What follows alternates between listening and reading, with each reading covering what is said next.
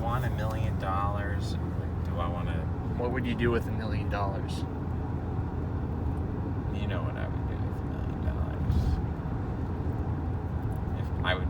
I would sit on the vast majority of it. 90% of it, just sit on it. Sit on it. Don't What do would it. you do with that 10% though? That 10%, I would start making random unnecessary purchases. I don't know if it would be. I would like to do some things in the health department. I'd like to go up to a surgeon and be like, listen, I don't need health insurance. I don't need any of that. Just fix me up. Just give me a tune-up. So that's probably something I would do with the 10%. With the $100,000, I'd probably focus on my health. I'd probably spend a lot of money on my health, because health is wealth. Health is wealth.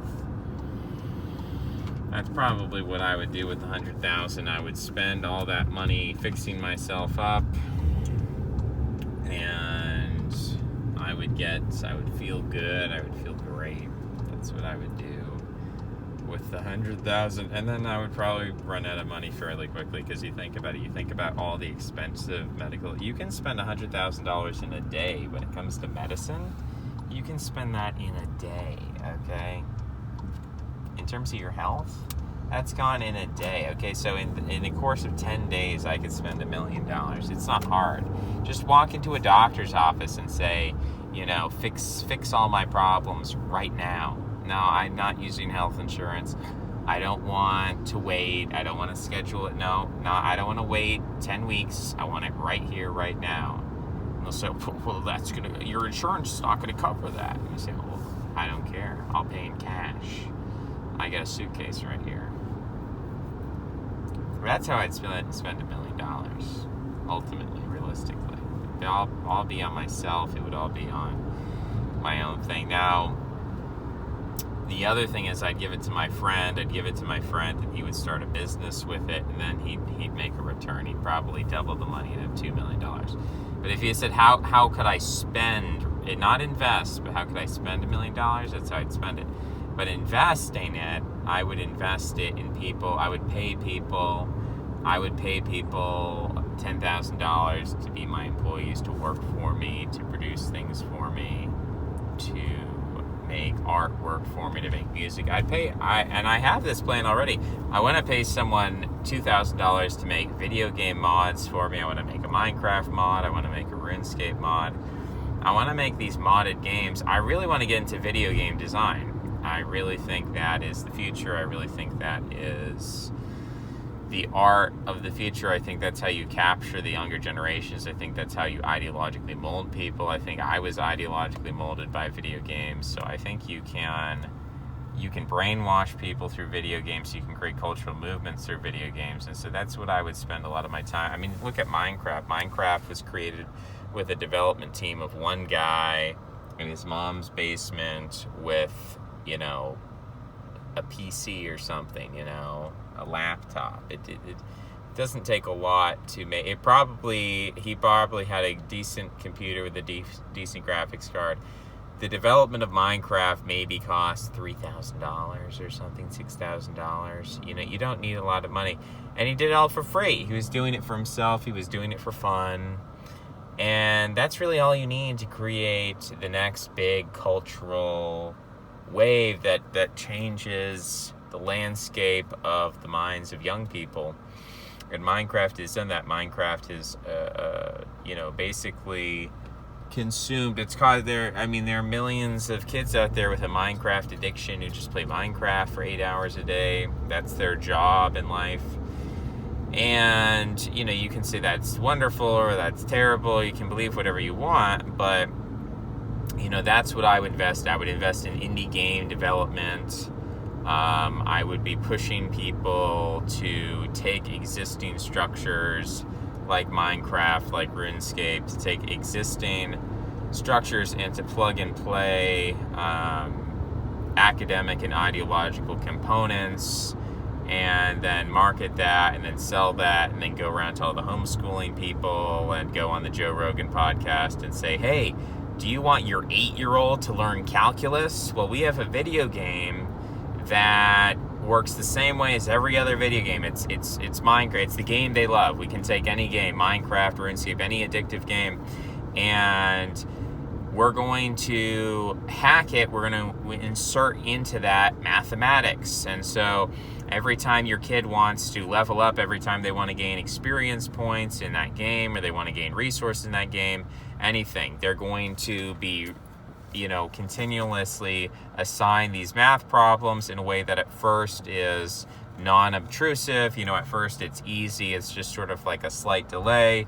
You can account for that by, speeding up resource acquisition. You can say, they're mining for coal, and, 1 + 1 pops up and they have to hit the number 2, and then they get 2 coal instead of 1. And so it's kind of this optional add-on. It's non-intrusive. It doesn't disrupt the gameplay. It's not something that makes them dislike the game. It's still an addictive mechanism, but they're doing arithmetic. And then you evolve that, literally geometrically, you evolve that into, okay, well, now you have to learn geometry. Now it's not just arithmetic. Now it's geometry. You're doing geometry problems all the time.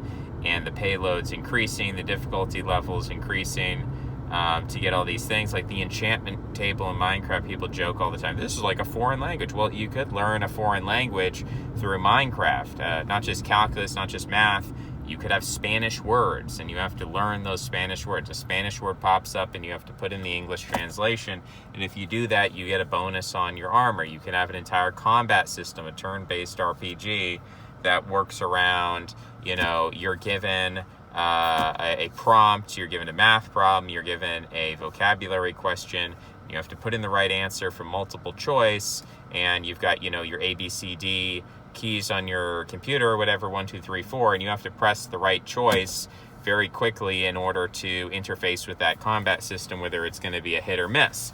And so you're training people to be addicted to pattern recognition as concerns math problems, as concerns foreign language vocabulary, and you can effectively teach somebody mathematics, you can teach somebody language using this mechanism. Why don't video games utilize this? Well, because despite the fact that many people would like to have this, there's not a huge demand. There's also not a huge amount of reflexive self-awareness that people have about how much time they spend on video games. I don't think people are fully aware of the of the amount of time and the effort that they spend on video games, and they simply think of it as this useless thing and there's nothing we can do. It's just a waste of time.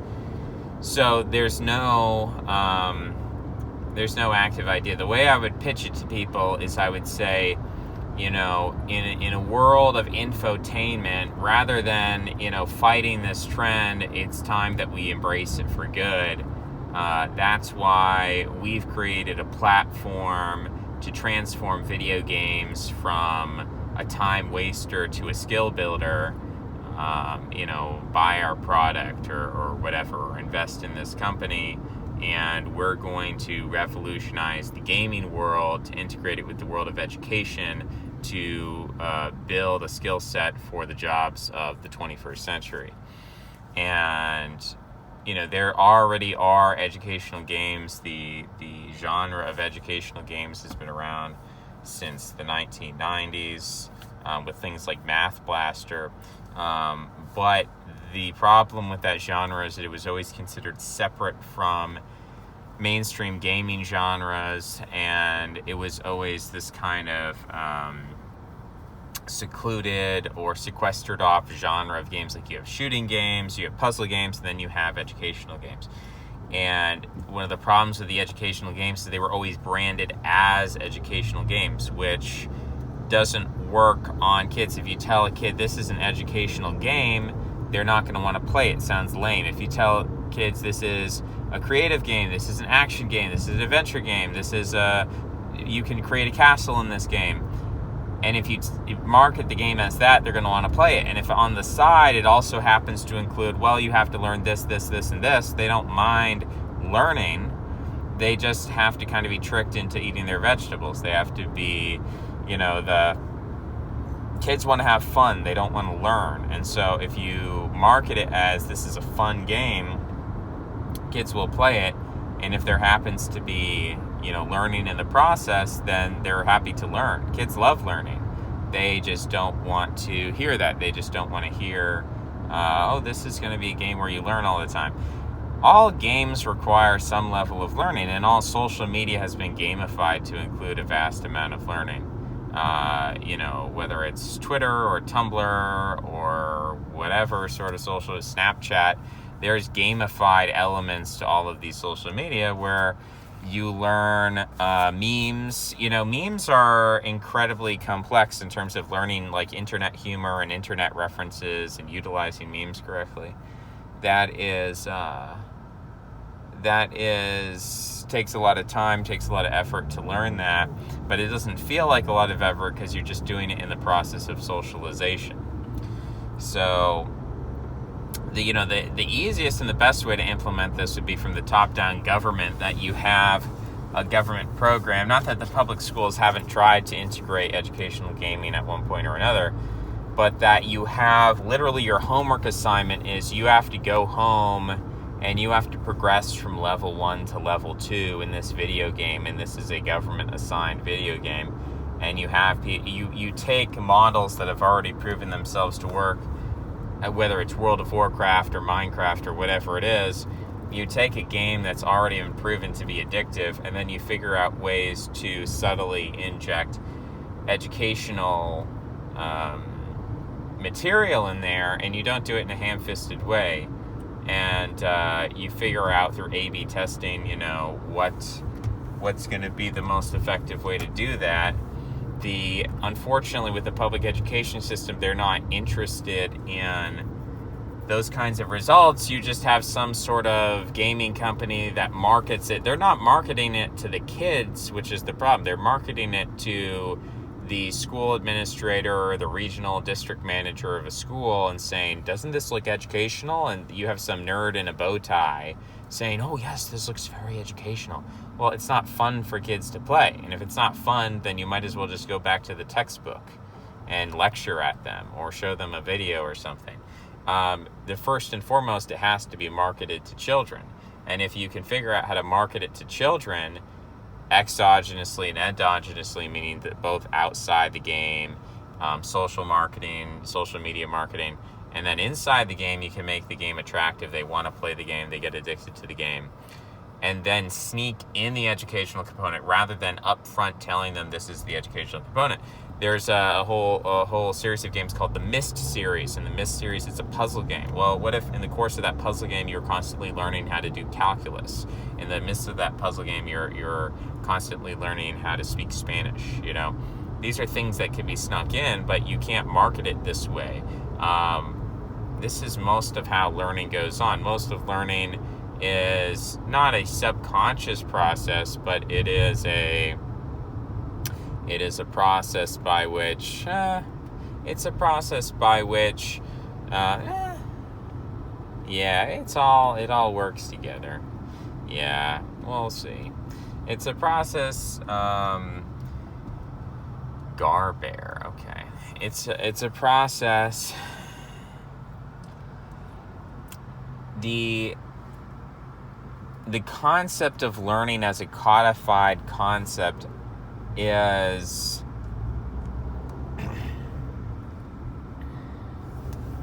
what's the best way to explain this? I want to use some other word than conscious and subconscious or unconscious. I want some kind of middle ground. I want sociality, because sociality is a conscious process, clearly. But at the same time, its form is fluid. It's a flow state. When you have a conversation with somebody, there can be a Machiavellian element to social interaction, but social interaction is something that people desire to do in itself, and they enjoy the process of small talk. Not all people, autistic people may not enjoy that, but most people enjoy social interaction. Most people enjoy just the process of sociality, and in that process, they're going to learn certain things. They're going to learn gossip. They're going to learn how to socialize. They're going to learn social norms. They're going to learn morality. They're going to learn a form of metaphysics, even if it's incorrect. They're going to implicitly learn these things. They're going to get these ideas, at least passively, in the same way that if you watch a lot of Spanish television, you're going to get a passive grasp of the Spanish language. So if you can create something that functions in that social realm of the brain, which I think is what video games do, or at least good video games function socially. They don't function as conscious. Okay, it's time to learn something, because when you tell someone explicitly and you prime them to be learning educationally rather than socially, rather than in a gamified way. Is this person going to go? Oh, they're both going. Cool. When you prime somebody in that way, they're essentially turning off the gamified function. They're turning off the social function. And they're like, well, I can only use deliberation. I can't think. I can't act in a flow state. As I can't treat this as a sport. And therefore, I'm constantly overtaxing, the prefrontal cortex, not utilizing my intuition, not utilizing the limbic system, not using dopamine responses. And so most people describe that as dry. Most people describe that as dry because it's very Apollonian. It's not fluid. It's not Dionysian. It's not organic.